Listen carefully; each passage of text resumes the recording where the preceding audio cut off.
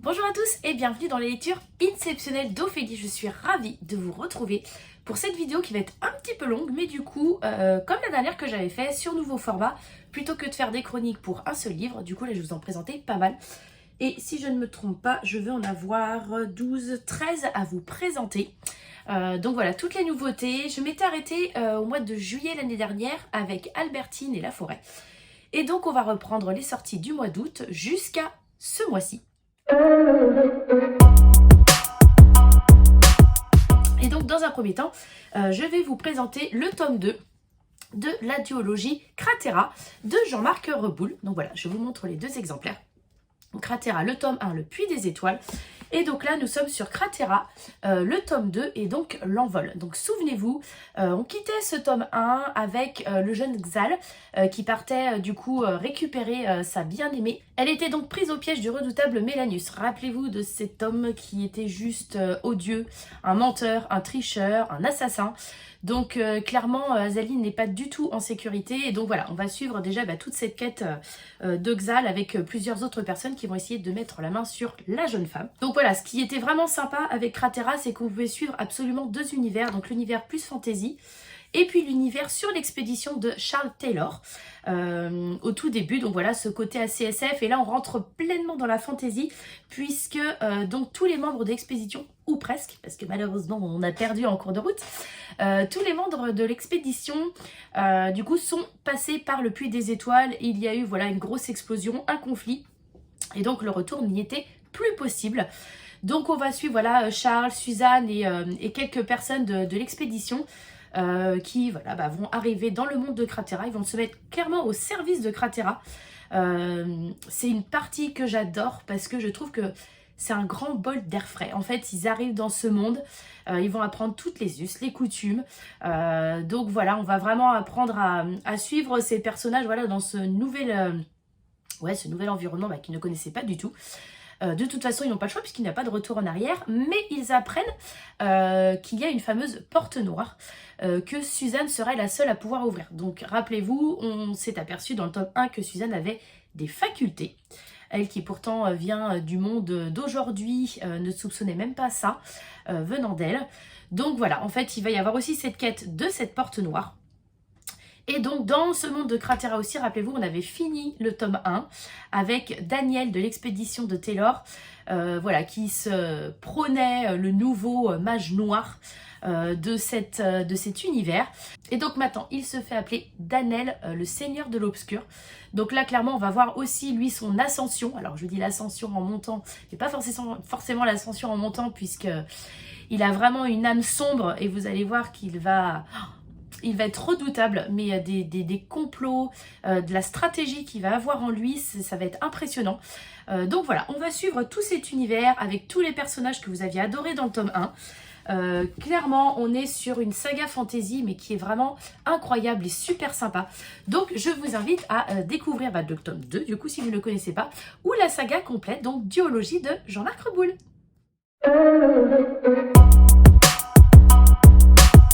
Emmeline Carlyle, le masque de lune d'Eva de Carlan. Alors là, on va être sur un récit fantastique à deux temporalités, ce qui est extrêmement sympa, extrêmement bien écrit et bien tourné par l'auteur.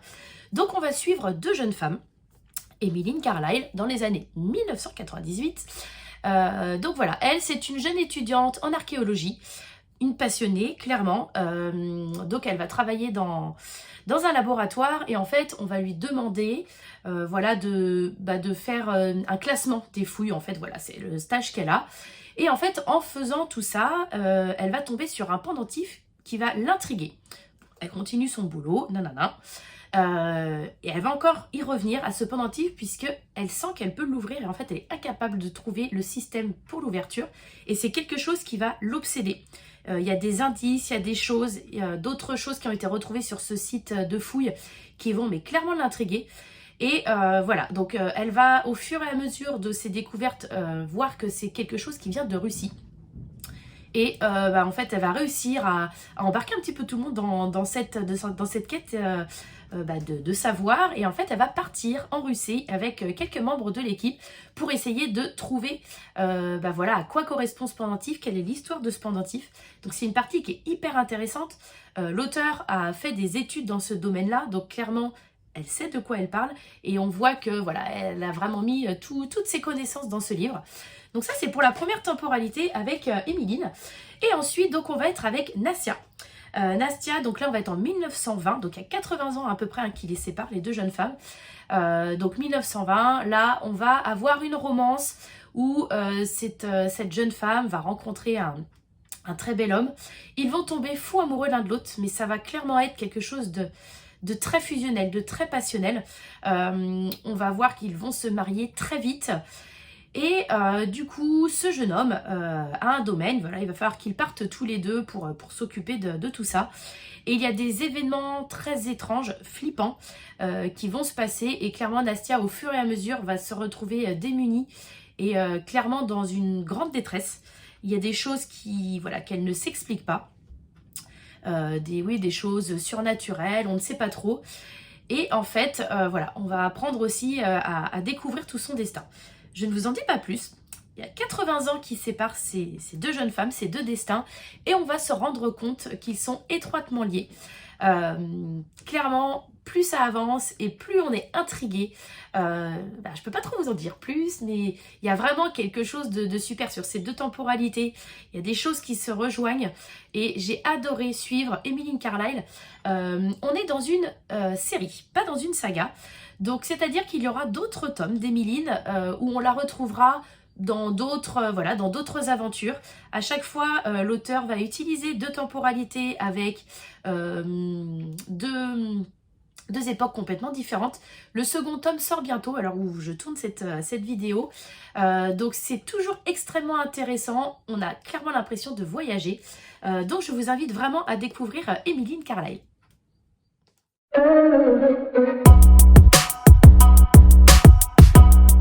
Ensuite, on passe sur un tout autre registre, la nouvelle collection, donc thriller et polar. Et au mois d'octobre, clairement, c'était le thriller polar pour Inceptio. On va commencer avec Les Larmes écarlates de Lucas Tatiazim, notre auteur qui avait sorti donc chez nous La Menthe nue et La Forêt. Donc là, on est sur un thriller, clairement une pépite avec une histoire de dingue. On va donc suivre Mathilde. Mathilde, c'est une jeune femme. Ce qui est bien, c'est que ça change un petit peu des récits qu'on lit tout le temps. C'est une jeune femme qui a une double vie. Donc clairement, deux maris, enfants, voilà. Donc là, on se dit, c'est pas possible. À un moment donné, c'est un peu gros. Eh bien non, je peux vous garantir que Lucas arrive avec sa plume et je sais pas d'où il sort toutes ses idées, mais à nous embarquer clairement dans un truc de malade. Donc, ce qui va se passer, on suit au tout début donc Mathilde, voilà, donc qui est dans sa première vie, allez, on va dire, et qui donc, voilà, on va la voir évoluer, etc. Et en fait, elle a vraiment deux choses bien distinctes, sauf qu'un jour, il y a une personne de la première vie de Mathilde qui va débarquer dans la deuxième, mais complètement par hasard, le truc, mais improbable.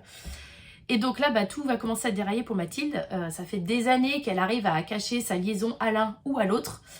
Et là, clairement, c'est le grain de sable qui va tout faire dérailler. Elle va essayer de prendre du recul. Heureusement, elle a un collègue de boulot sur qui elle peut compter parce que voilà, il est à l'écoute, il est au courant de tout ce qui se passe dans sa vie. Donc heureusement qu'elle a ce soutien-là. Mais voilà, il va y avoir un soir un incident dramatique et alors là, tout va en découler. Et on va voir que Mathilde, voilà, c'est loin d'être facile. Tout va s'écrouler autour d'elle. Vraiment tout ce qu'elle avait réussi à construire jusque-là, il n'y a plus rien qui va aller. Vous allez voir, vous allez aller de surprise en surprise, de révélation en révélation.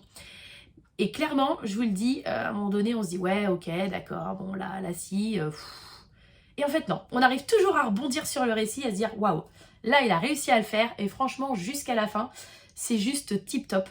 C'est palpitant, ça fait un peu flipper, on stresse clairement pour Mathilde parce qu'on se dit non mais là c'est mort, elle n'arrivera jamais à s'en sortir. On suit les personnages secondaires, tout ça, on arrive à s'attacher à tout le monde. Ouais, je vous invite vraiment à le découvrir. C'est super, alors j'ai super sympa, on est sur un thriller, mais clairement une histoire top. La plume de Lucas, voilà, toujours un régal.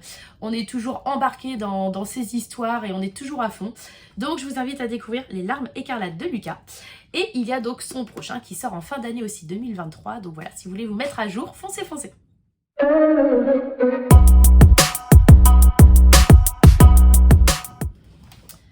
On va donc rester dans le sombre, et là quand je vous dis sombre, c'est vraiment le sombre, puisque nous repartons avec Jean Dardy. Souvenez-vous, c'est l'auteur qui avait sorti Le Voleur d'âme chez nous.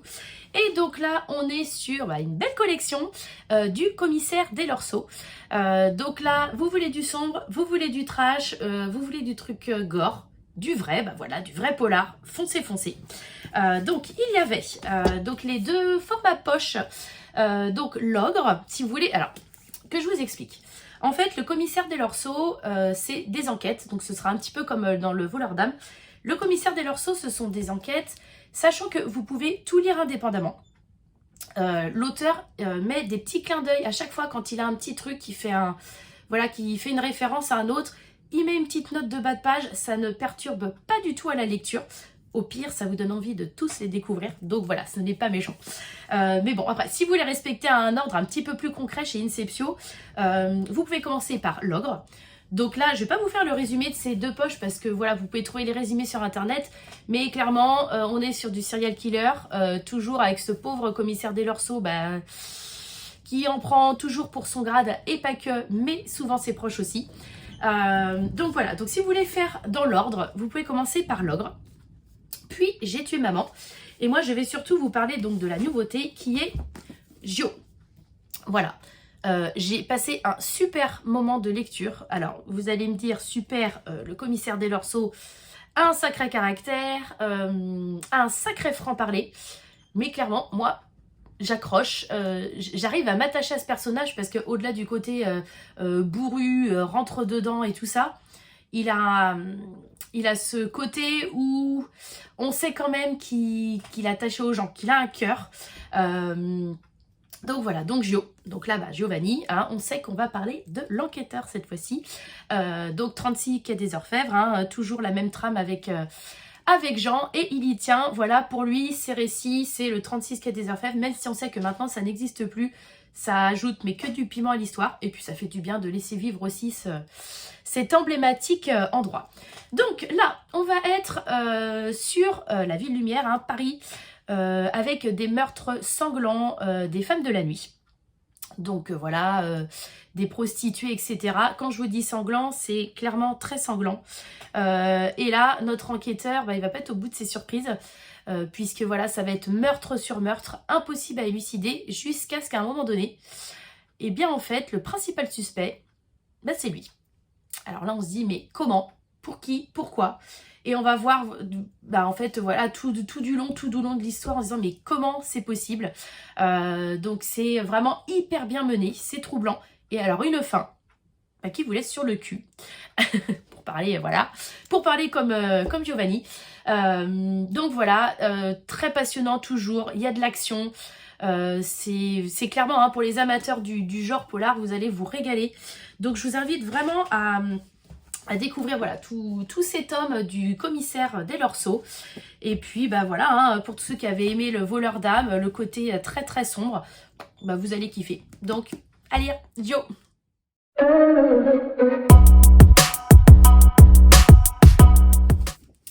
Et du coup, on va repartir pour le mois de novembre avec de l'imaginaire et Hélène Bess.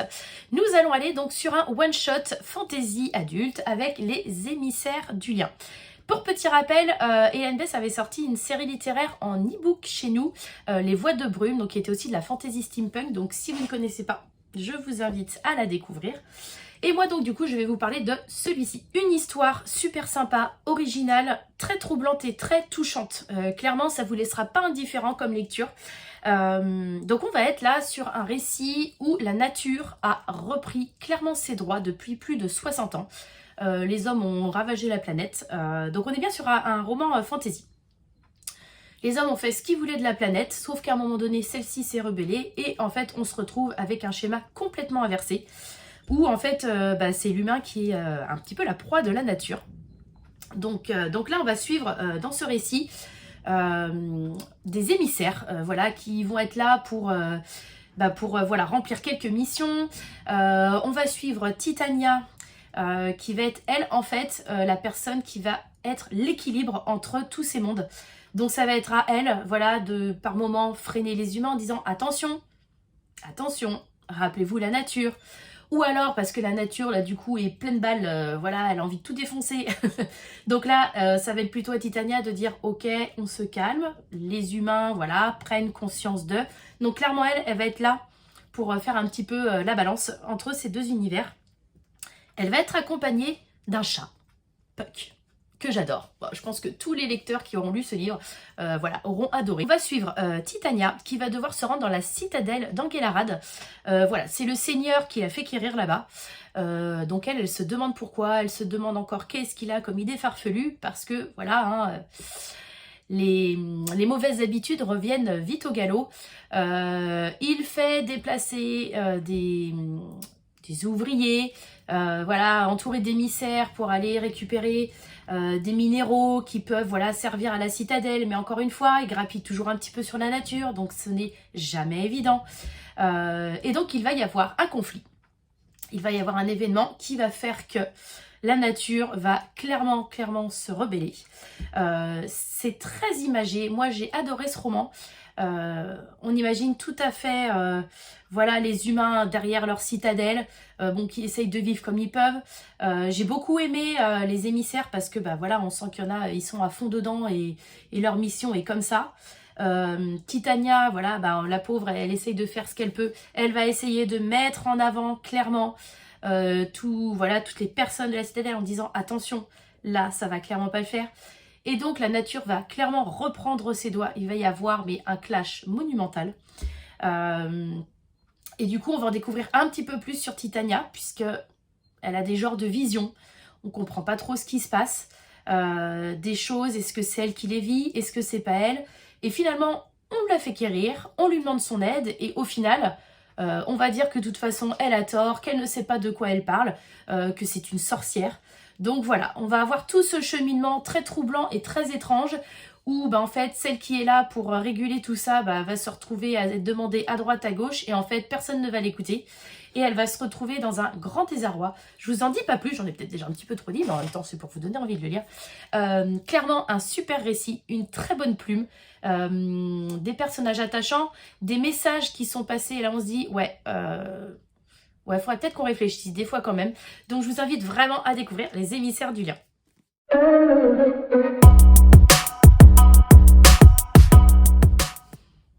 Ensuite, changement d'ambiance. Au mois de janvier, il y avait 2 sorties. Je vais vous en présenter une en SF et une en fantastique.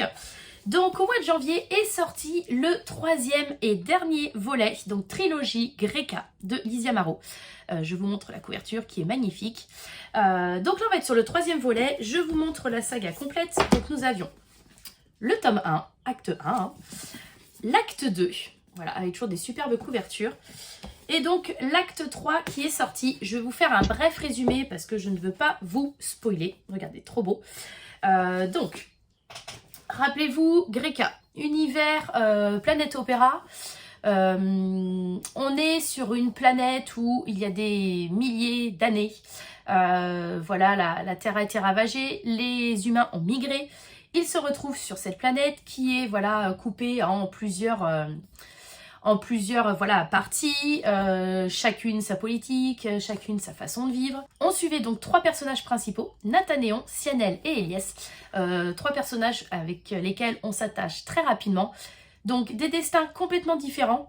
Les 2 garçons sont des amis, donc voilà, il y a vraiment ce lien d'amitié qui est extrêmement sympa.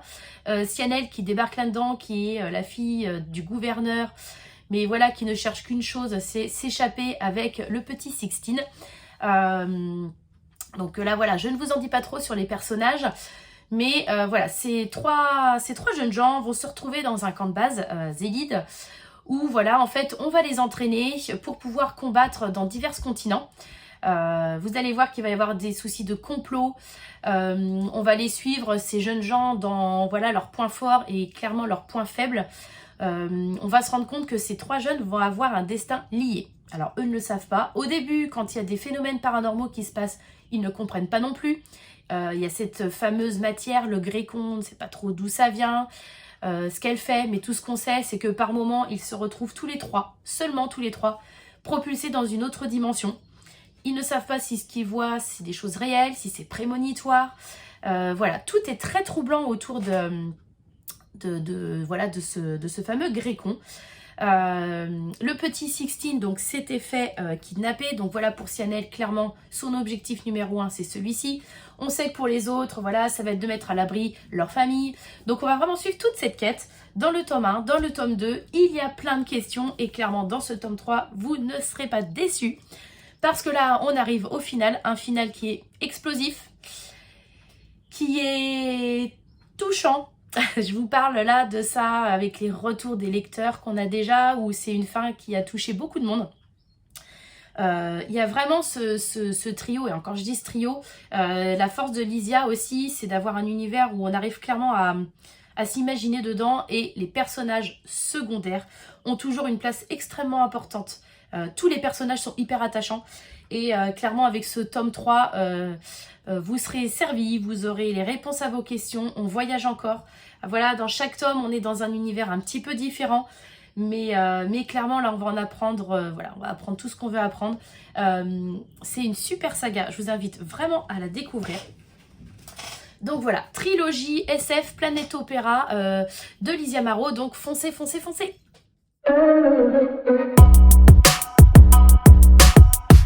Et donc, changement de registre avec Enchantement d'Anthony Blanchet. Donc, nouvelle saga fantastique chez Inceptio. On est sur une saga en 4 tomes. Donc ça, c'est le premier, le volume 1. Un univers de dingue, déjà très original. Anthony nous emmène dans un univers fantastique contemporain. Donc là, on va suivre Merlin. Merlin qui est donc un magicien. Et en fait, il se rend compte qu'il est devenu mortel. Un jour, voilà, hop, il se coupe du sang. Et là, pas bon. Pas bon, hein, puisque normalement, il est immortel.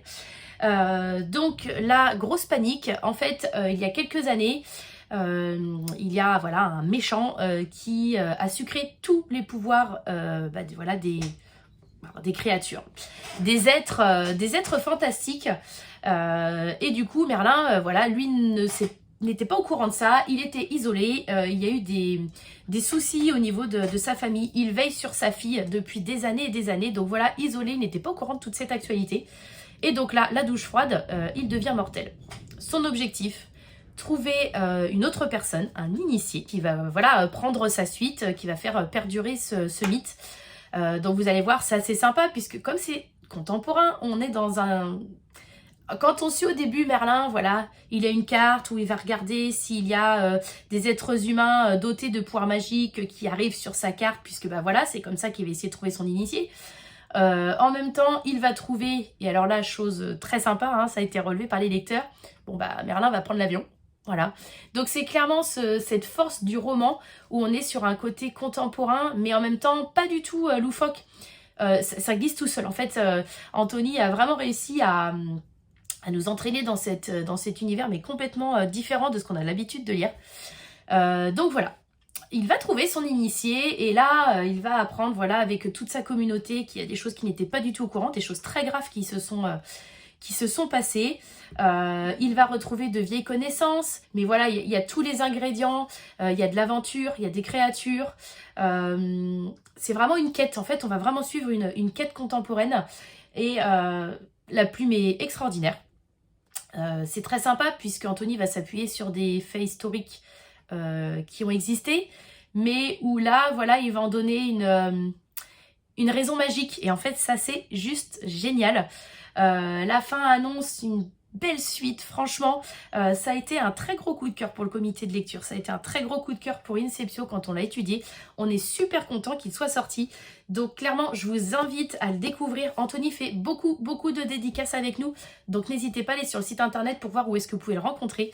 Et vraiment, je vous invite voilà, à découvrir Enchantement. Nous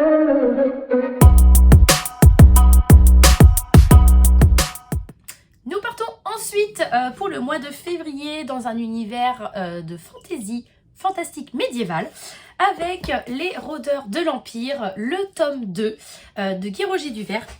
Donc je vous montre le tome 1. Dans Les Rôdeurs de l'Empire, le tome 1, on était sur un quasi huis clos avec des mercenaires, des tueurs, voilà, toutes sortes de mauvaises personnes qui allaient se retrouver, voilà, sans voilà, qu'ils soient au courant, dans une auberge qui allait être attaquée, prise d'assaut plusieurs fois. Bon, c'est bourré d'action. Bon, c'est un peu sanglant, hein, forcément. Mais voilà, on suivait un petit peu le destin de plusieurs personnages. Beaucoup de personnages, mais en même temps, on arrive clairement à suivre. L'écriture est assez fluide, on arrive clairement à s'imaginer. C'est toute la force de Guy Roger Duvert, en fait, où tous ces récits sont très cinématographiques. Donc là voilà, on a vu un peu quand même quelques pertes hein, dans Les Rôdeurs de l'Empire, le tome 1, des révélations, des choses un petit peu paranormales qui s'étaient passées. Et donc là, on se retrouve dans le tome 2 avec bah voilà, les mercenaires, tous ceux qui restent un petit peu éclatés. Chacun essaye de survivre autant qu'il peut.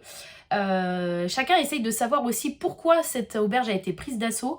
De savoir un petit peu bah, ce qui se trame niveau politique, parce que là clairement on a senti qu'il y avait un conflit intérieur, extérieur, que finalement il y avait des choses qui n'étaient pas très nettes partout dans le royaume. Et en fait, du coup, eh bien, donc, toutes ces personnes, par le biais du hasard, vont finalement devoir de nouveau coopérer les uns avec les autres. Donc c'est assez troublant puisque ce sont des personnages qui au départ se seraient limite tués entre eux parce que pas du tout du même monde, pas du tout les mêmes objectifs, etc. Et donc là pour le bien commun d'une certaine mission, ils vont être obligés de coopérer ensemble. Donc c'est sympa, on en découvre un petit peu plus sur les protagonistes, les amitiés de certains. On va voir qu'ils vont se lier entre eux et qu'ils vont se démener. Donc voilà, on est clairement pareil sur un récit qui est encore bourré d'action. Clairement, on reste dans cet univers où voilà, les personnages se retrouvent clairement dans la guerre qui a été lancée par l'Empire et tous les enjeux politiques voilà, qui en découlent. Donc je vous invite vraiment à lire ces bouquins, ils se lisent super bien, super facilement. Et puis voilà, la plume de Guy Roger, tout simplement. Donc foncez!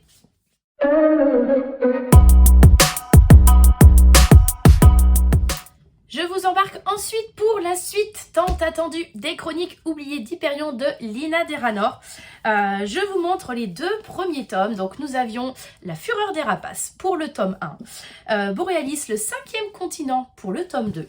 Je vous montre le 3e, L'Allégorie du Faucon. Alors, plus ça va, plus les couvertures sont belles, hein. Moi c'est mon avis, mais clairement celle-ci est magnifique. Et alors je vous raconte même pas la 4e, puisque oui, ce n'est pas une trilogie, mais une saga en 4 tomes. Le tome ne tardera pas, il sera pour le mois d'août. Donc vous aurez les précommandes dédicacées qui arriveront, je pense, fin juillet. Donc vraiment pas très longtemps à attendre. Donc voilà, regardez cette magnifique couverture. Donc là, Hyperion, je vous refais aussi, pareil, un petit topo des deux premiers sans trop vous spoiler.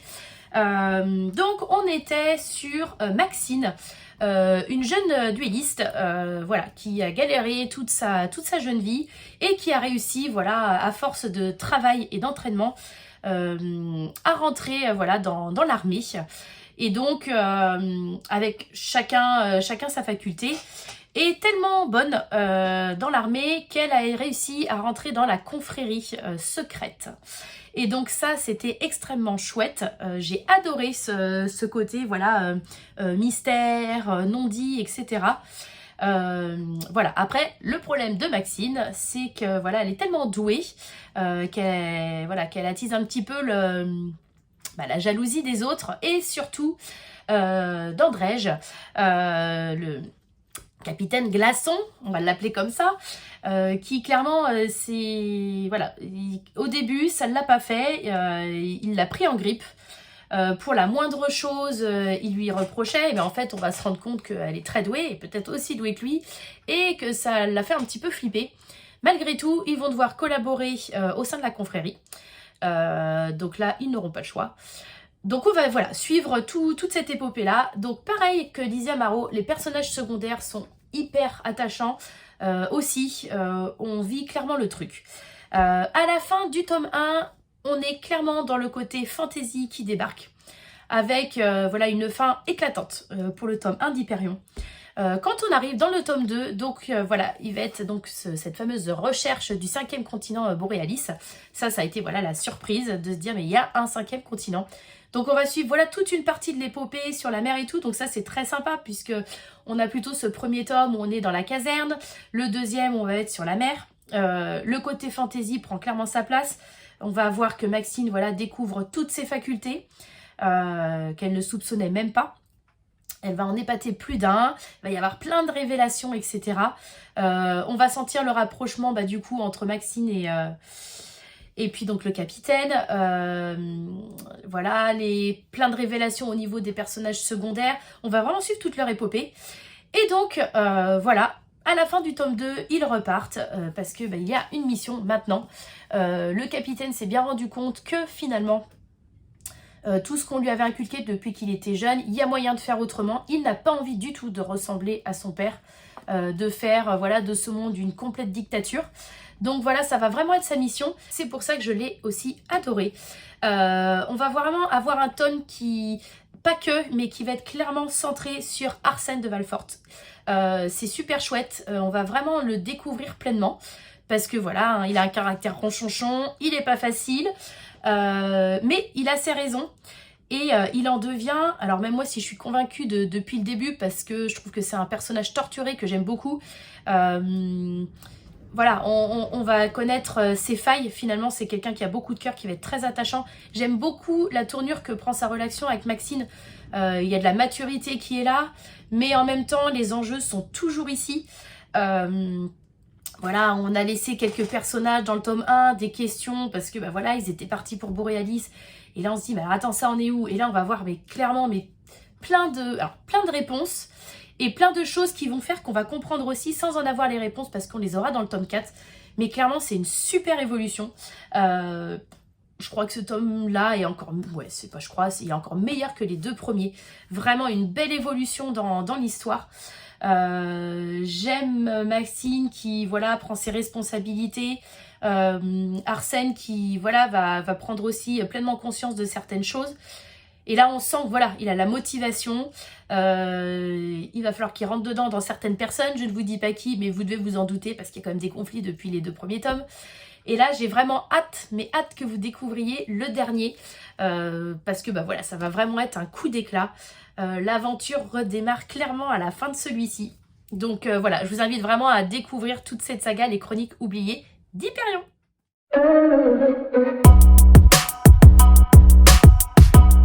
Et alors le petit dernier, je vous le montre parce que je l'ai là et qu'il est trop beau, mais ce sera le sujet d'une prochaine vidéo parce qu'il n'est pas encore sorti.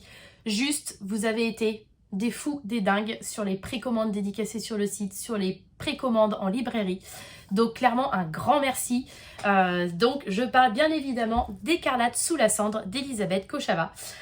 Gros succès sur Wattpad avec plusieurs millions de lectures. On est sur un récit fantasy en young adulte avec des garous, des séraphins, il y a du complot, il y a de l'action, il y a des métamorphoses, bref, un combo de dingue. Alors je ne sais pas si je vais réussir à vous montrer, ouais, vous voyez que ça brille un petit peu, en plus la couverture est magnifique, avec un vernis sélectif dessus. Donc je vous invite, mais clairement à foncer. Ce sera une saga en 6 volets. On était de mémoire sur une trilogie. Alors je vais vous dire, un peu comme Aegis One avec Surnaturel, on est sur de la grosse pavasse. Donc pas moyen de faire que 3 tomes. Donc voilà, ce sera en 6 volets. Pour les fans de Surnaturel, foncez parce qu'on est clairement dans la même trempe. L'écriture est superbe, vraiment bourrée d'aventures, l'histoire avec les séraphins et tout, enfin on voyage, la plume d'Elisabeth est juste mais topissime. Elle a une façon d'écrire, de décrire qui, en fait ça se lit tout seul, mais c'est beau en fait. Alors j'irai pas jusqu'à dire que c'est poétique, mais c'est super bien décrit. Donc voilà, je vous en parle pas plus parce que ce sera pour la prochaine vidéo. Voilà pour cette vidéo qui aura été un petit peu longue, mais voilà, vous aurez un petit peu tous les avis de toutes ces sorties. Je vous remercie beaucoup, on vous remercie avec Guillaume d'être toujours aussi nombreux et encore plus à nous suivre, à soutenir les auteurs, à soutenir la petite édition indépendante, ça c'est très important, donc je voulais vraiment vous remercier. N'hésitez pas sur le site internet à aller voir l'onglet événements, on fait encore plein de salons, de dédicaces cette année, donc ce sera avec grand plaisir de vous rencontrer tous là-bas. On va dans toute la France, hein, la Belgique, le Nord, le Sud, l'Est, donc clairement vous arriverez à nous y retrouver. Donc voilà, je vous fais des gros bisous, n'hésitez pas à liker la vidéo, à mettre des commentaires et je vous dis à très bientôt, bye bye.